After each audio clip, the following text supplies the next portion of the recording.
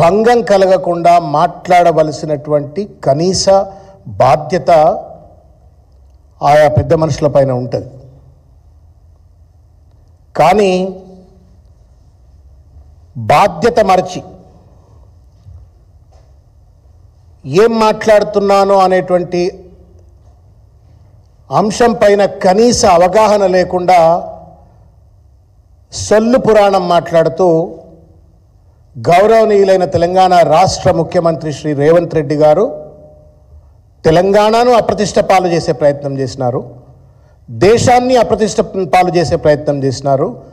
మరీ ముఖ్యంగా air conditioned ఆఫీసులలో కూర్చొని కూడా అత్యంత స్ట్రెన్యూయస్ జాబ్ చేస్తూ దేశ ఆర్థిక వ్యవస్థకు వెన్నుముకగా పనిచేస్తున్నటువంటి ఒక ఐటీ ఉద్యోగులను వాళ్ళేదో వర్కర్లు, ఆయన ఏదో లీడరు, వర్కర్ల సంగతి ఎంత అన్నట్టుగా వాళ్లను తూలనాడుతూ అవమానిస్తూ మాట్లాడటం తీవ్రంగా దీన్ని మేము ఖండిస్తూ ఉన్నాం.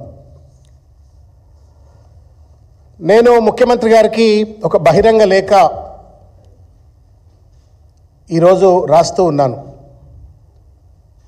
ఈ లేఖ నేను ముఖ్యమంత్రి గారి పైన ఏదో వ్యక్తిగతమైన కక్షతోటో లేకపోతే నాకేదో గతంలో అన్యాయం చేసిండు కాబట్టి ఇక నేనేదో ఆయనను తూర్పారబట్టాలా అనేటువంటి ఒక ఉద్దేశంతో ఈ లేఖ రాయాల. రాత్రి ఆయన దావోస్లో మాట్లాడిన మాటలు చూసిన తర్వాత I'm now responding not only as a BRS leader but also as a former member of faculty institute of public enterprise Osman యూనివర్సిటీలో నేను ఒక అధ్యాపకుడిగా పనిచేసిన వాడిగా, మరీ ముఖ్యంగా ఐటీ ఇండస్ట్రీలో ఒక దశాబ్ద కాలం పాటు నేను వివిధ కీలకమైనటువంటి ఒక హోదాలలో human resource development, human resource training, human resource management ఫంక్షన్స్లో నేను జనరల్ మేనేజర్గా, డైరెక్టర్గా, అది హిటాచి కన్సల్టింగ్ కావచ్చు, సత్యం కంప్యూటర్స్ కావచ్చు, సిఎస్ సాఫ్ట్వేర్ టెక్నాలజీస్, ఇటువంటి కంపెనీలో పనిచేసిన వాడిగా, ఆ పనిచేస్తున్నటువంటి ఒక సందర్భంలో ఐటీ ఉద్యోగులు పడుతున్నటువంటి ఒక శ్రమ చాలామంది అనుకుంటారు. రేవంత్ రెడ్డి కూడా అట్లే అనుకొని సొల్లు మాట్లాడి ఉంటాడని నేను అనుకుంటున్నా. ఏసీ ఆఫీసులల్లో ఐటీ ఉద్యోగులు పనిచేస్తున్నారు, లక్షల కొద్ది జీతాలు తీసుకుంటున్నారు కదా, వాళ్ళకేం తక్కువ అని చెప్పని ఏమైనా ఒక తులనా భావంతో మాట్లాడిండా.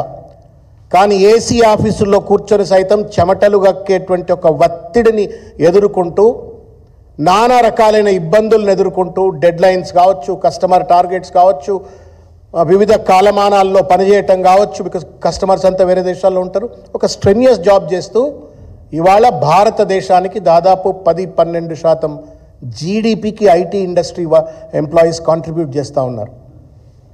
అటువంటి ఒక మహత్తరమైనటువంటి ఒక ఇండస్ట్రీలో పనిచేస్తూ ఇవాళ దేశ ఆర్థిక వ్యవస్థకు వెన్నెముకగా ఉంటూ దేశ ఔన్నత్యానికి పాటుపడుతున్నటువంటి ఒక వాళ్ళు ఏదో వర్కర్లు అని చెప్పని ఒక ముఖ్యమంత్రి హోదాలో ఉండి మాట్లాడటం న్యాయం కాదు రేవంత్ రెడ్డి గారు అని చెప్పడం కోసం తర్వాత కొన్ని కీలకమైన అంశాలు అన్నీ కూడా ఈ లేఖలో నేను ప్రస్తావించడం అయింది.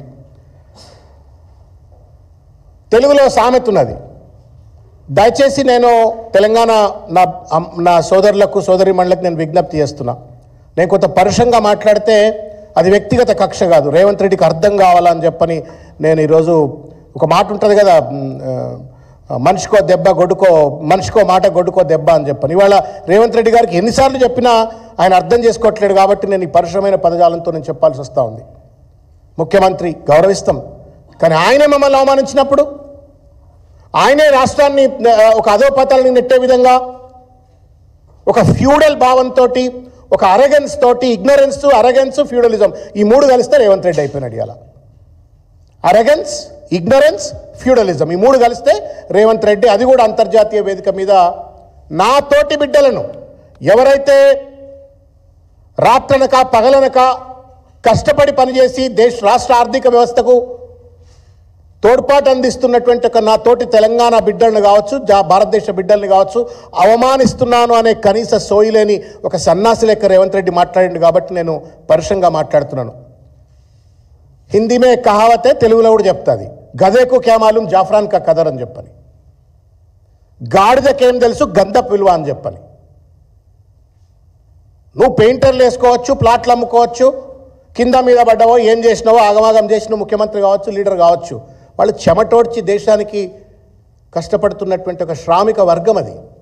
ఆ వర్గాన్ని పట్టుకొని వాళ్ళ ఇష్టం వచ్చినట్టు మాట్లాడటం న్యాయం కాదు. రేవంత్ రెడ్డి గారు వెంటనే రేవంత్ రెడ్డి గారు దావోస్లో చేసినటువంటి ఒక పరుషమైనటువంటి ఒక వ్యాఖ్యలను వెనక్కి తీసుకోవాలా, బేషరతుగా ఐటీ ఎంప్లాయీస్కు క్షమార్పణ చెప్పాలా అని చెప్పని నేను డిమాండ్ చేస్తూ ఉన్నాను. నేను అందుకే చెప్పాను, not as only A BRS leader, ఒక అధ్యాపకుడిగా కావచ్చు, లేకపోతే ఒక ఐటీ కంపెనీలో పనిచేసిన ఒక ప్రొఫెషనల్గా నేను on behalf of the IT employees నేను అపీల్ చేస్తూ ఉన్నాను, డిమాండ్ చేస్తూ ఉన్నాను, రేవంత్ రెడ్డిని వెంటనే క్షమార్పణ చెప్పాలా అని చెప్పని. మూర్ఖత్వానికి కూడా పరాకాష్ఠ ఉంటుంది. ఇది Martin Luther King, Revanth Reddy ఇది నీకోసమే దేవులాడు పట్టుకొచ్చింది, ఇది నీకోసమే. మార్టిన్ లూథర్ కింగ్ ఏమంటాడంటే, no work is insignificant, all labour that uplifts humanity has dignity and importance and should be undertaken with painstaking excellence అని చెప్పని మార్టిన్ లూథర్ కింగ్ చెప్తాడు. అదేవిధంగా మహాత్మా గాంధీ ఏం చెప్తాడంటే, ఆయన చెరకాను స్వాతంత్ర సమర ఉద్యమంలో భాగంగా చెరకాను ఇంట్రడ్యూస్ చేస్తూ ఆ చెరకాను పాపులరైజ్ చేయడం కోసం అని చెప్పని ఆయన ఒక మాట చెప్తాడు. A plea for the spinning wheel is a plea for recognizing the dignity of labor. చెరకాను తిప్పడం అంటే అదేదో చెరకాను తిప్పడం కాదు, కానీ ఆ డిగ్నిటీ ఆఫ్ లేబర్ను గుర్తించినట్టు, గౌరవించినట్టు అని చెప్పని మహాత్మా గాంధీ గారు చెప్తారు.